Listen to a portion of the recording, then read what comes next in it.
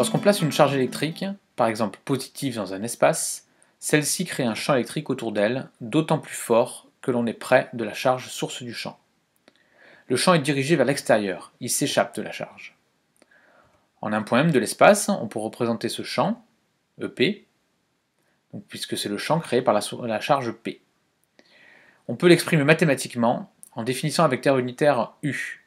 On a alors EP égale 1 sur 4 pi epsilon 0, Q1 sur PM carré, fois U. Donc, la norme du champ varie en 1 sur R carré, si R est la distance entre le point P et le point M. On peut s'affranchir de ce vecteur U en utilisant le vecteur directement PM. À ce moment-là, l'expression devient 1 sur 4 pi epsilon 0, Q1 sur PM3 fois PM. Et donc le vecteur U est en fait égal au vecteur PM sur PM. On remarque que comme la charge Q1 est positive, le champ électrique EP est dirigé suivant le vecteur PM. Si maintenant on place une charge Q2 en M, par exemple positive, alors celle-ci subit la force F de P sur M. Cette force est dirigée vers l'extérieur, la charge Q2 est repoussée.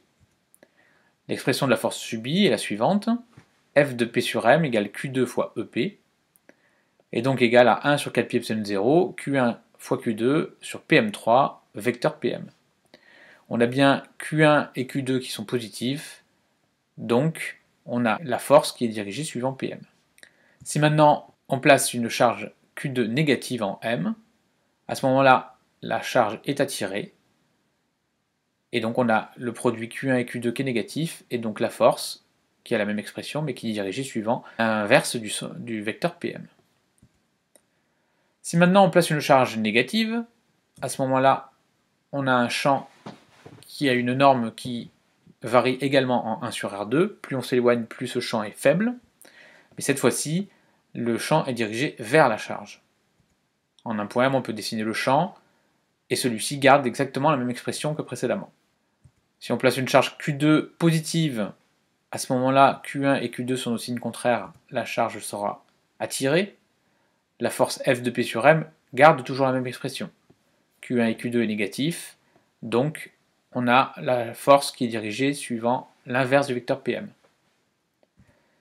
Si maintenant on place une charge Q2 négative, Q1 et Q2 sont de même signe, la charge est repoussée, et donc l'expression est toujours valable, Q1 et Q2 de même signe, ça fera un produit positif, et donc la force sera dirigée suivant le vecteur PM.